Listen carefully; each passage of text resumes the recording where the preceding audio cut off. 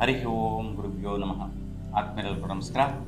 ಆತ್ಮೀಯರೇ, ನಾವೀಗ ಗುರುಬಲ ಅಥವಾ ಗುರು ಬದಲಾವಣೆಯ ಫಲ ಏನು ಈ ಒಂದು ಗುರುಬಲ ಅಥವಾ ಗುರು ಬದಲಾವಣೆ ಆಗ್ತಾ ಇರ್ತಕ್ಕಂಥ ಫಲ ಅನ್ನುವಂತಹದ್ದು ನೋಡಿದ್ರೆ, ಮಕರ ರಾಶಿಯವರಿಗೆ ಗುರು ಯಾವ ರಾಶಿಯಿಂದ ಯಾವ ರಾಶಿಗೆ ಚೇಂಜ್ ಆಗ್ತಾ ಇದ್ದಾನೆ, ಈ ಹಿಂದೆ ಇರ್ತಕ್ಕಂಥ ಫಲಗಳೇನು, ಈಗ ಮುಂದೆ ಬರುವಂತಹ ಗುರುವಿನ ಬಲದ ಫಲಗಳೇನು ಅನ್ನುವಂತಹದನ್ನು ಮಕರ ರಾಶಿಯವರಿಗೆ ಹೇಗಿರುತ್ತೆ ಅಂತ ನೋಡೋಣ.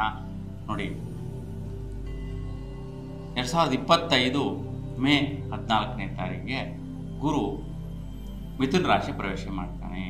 ಸುಮಾರು 1 ವರ್ಷಗಳ ಕಾಲ ಇರ್ತಕ್ಕಂತಹದ್ದು ಗುರು. 2026 ಜೂನ್ 1ನೇ ತಾರೀಕುವರೆಗೂ ಈ ಒಂದು ಗುರು ನಿಮ್ಮ ರಾಶಿಯಿಂದ ಷಷ್ಠಮ ಸ್ಥಾನ ಸಂಚಾರ ಮಾಡ್ತಾನೆ. ಅಂದರೆ ಮಿಥುನ ರಾಶಿಯಲ್ಲಿ ಇರ್ತಕ್ಕಂತಹದ್ದು. ಇಷ್ಟು ದಿನ ವೃಷಭ ರಾಶಿಯಲ್ಲಿ ಸುಮಾರು 1 ವರ್ಷಗಳ ಕಾಲ ಇತ್ತು.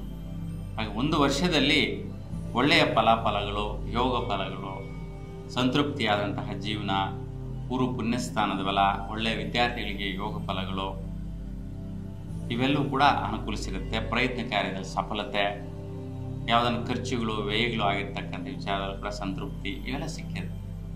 ಈಗ ಷಷ್ಠಮಕ್ಕೆ ಹೋಗಿರ್ತಕ್ಕಂಥ ಗುರುವಿನಿಂದ ಈ ಒಂದು ವೈಪರೀತ್ಯಗಳು, ಅಂದರೆ ನಿಮ್ಮ ಪ್ರಯತ್ನದಲ್ಲಿ ವಿಳಂಬ ಆಗುವಂತಹದ್ದು, ಸುಖ ನೆಮ್ಮದಿ ಕಡಿಮೆ ಆಗುವಂತಹದ್ದು,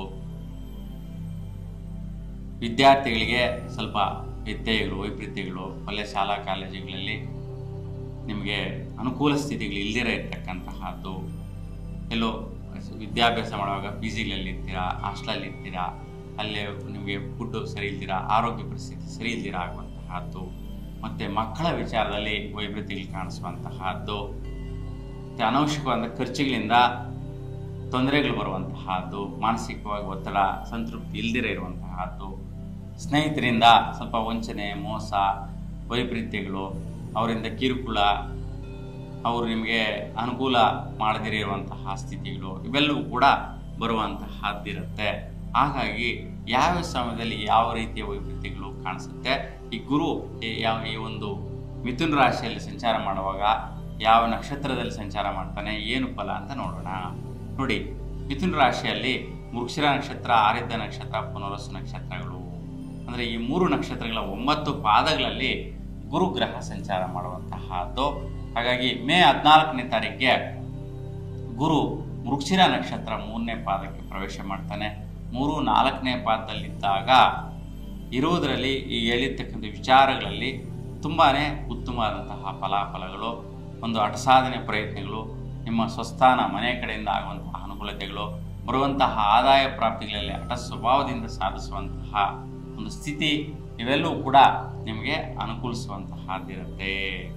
ಆ ನಂತರ ಅಂದರೆ ಈ ಒಂದು ಗುರುಗ್ರಹವು ಮೃಗಶಿರ ನಕ್ಷತ್ರ 4ನೇ ಪಾದ ಬಿಟ್ಟು ಆರಿದ್ಧ ನಕ್ಷತ್ರ 1ನೇ ಪಾದಕ್ಕೆ ಪ್ರವೇಶ ಮಾಡ್ತಾನೆ ಜೂನ್ 14ನೇ ತಾರೀಕಿಗೆ.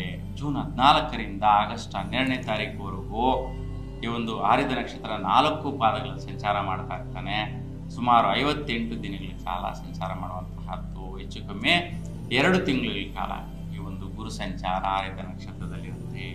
ಆರಿದ್ಧ ನಕ್ಷತ್ರ ರಾಹು ನಕ್ಷತ್ರ ಆಗಿರೋದ್ರಿಂದ ಸ್ವಲ್ಪ ಸುಖ ನೆಮ್ಮದಿ, ಮಿತ್ರರಲ್ಲಿ ವೈರಾಗ್ಯ, ಹಣಕಾಸಿನ ವಿಚಾರದಲ್ಲಿ ವೈಪರೀತ್ಯಗಳು ಬರುವಂತಹದ್ದು, ಹಣಕಾಸಿನ ವಿಚಾರದಲ್ಲಿ ತುಂಬಾ ಸುಖ ನೆಮ್ಮದಿ ಇಲ್ಲಿರಾಗುವಂಥದ್ದು, ಮಿತ್ರರಿಂದ ಹಣಕಾಸಿನ ವಿಚಾರದಲ್ಲಿ ದ್ರೋಹ ಆಗುವಂತಹದ್ದು, ಮತ್ತು ಅನವಶ್ಯಕವಾದಂಥ ಭಾಗ್ಯಗಳನ್ನು ಪಡೆಯಕ್ಕೆ ಹೋಗೋದು, ಏನೇನೋ ತಗೊಂಡ್ಬಿಟ್ಟು ಅವೆಲ್ಲ ಲಾಸ್ ಆಗ್ಬೋದು, ಅದರಿಂದ ಎಲ್ಲ ಪ್ರತಿಫಲ ಇಲ್ಲದೇ ಆಗುವಂತಹದ್ದು, ಈ ರೀತಿ ಹೋಗಡಗಳಾಗೋ ಸಾಧ್ಯತೆ ಆಗುತ್ತೆ. ಹಾಗಾಗಿ ಇಂಥ ಸಮಯದಲ್ಲಿ ಸ್ವಲ್ಪ ನಿಮ್ಮ ಒಂದು ಮನೆಯಲ್ಲಿ ಕೂಷ್ಮಾಂಡ ದೀಪದಲ್ಲಿ 3 ರೀತಿಯ ಎಣ್ಣೆಯನ್ನು ಹಾಕಿ ಅಖಂಡ ದೀಪವನ್ನು ಬೆಳೆಸೋದ್ರಿಂದ ರಾಹು ಕಾಲದಲ್ಲಿ ಉತ್ತಮವಾದಂತಹ ಫಲಪ್ರಾಪ್ತಿಗಳು ಲಭಿಸುತ್ತೆ.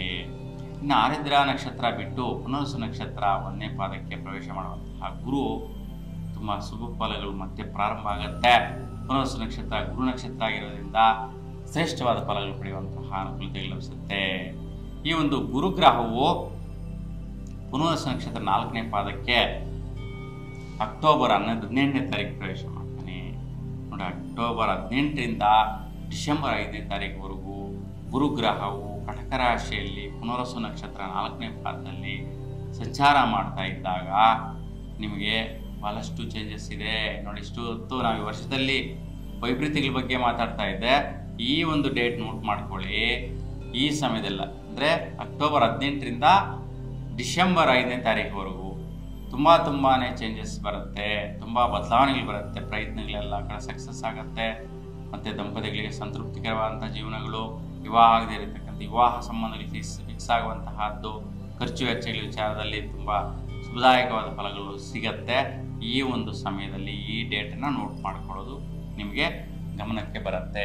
ಹಾಗಾಗಿ ಈ ಸಮಯದಲ್ಲಿ ಗಮನಿಸಿ, ಒಳ್ಳೆ ರೀತಿಯ ಪ್ರತಿಫಲಗಳು ನೀವು ಅಂದುಕೊಂಡ ರೀತಿಯಲ್ಲಿ ಜಯಿಸುವಂತಹ ಸ್ಥಿತಿ ಗುರು ನಿಮಗೆ ಇಲ್ಲಿ ಕೊಡ್ತಾನೆ.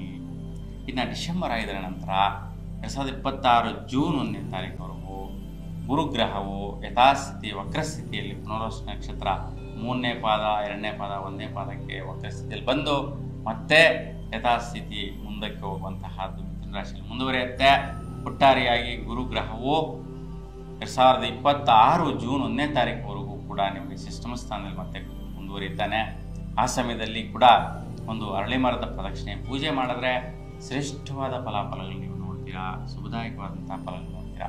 ಹಾಗೆ ನಿಮ್ಮೆಲ್ಲರಿಗೂ ಕೂಡ ಒಂದು ಗುರುಗ್ರಹ ಆದಿದೇವರಂತಹ ಬೃಹಸ್ಪತಿ ಬ್ರಹ್ಮದೇವರ ಅನುಗ್ರಹ ನಿಮಗೆ ಎಲ್ರಿಗೂ ಸಿಕ್ಕಲಿ ಅಂತ ಹೇಳಿ ಹೇಳ್ತಾ ಎಲ್ಲರೂ ಕೂಡ ಶುಭವಾಗಲಿ. ನಮಸ್ಕಾರ.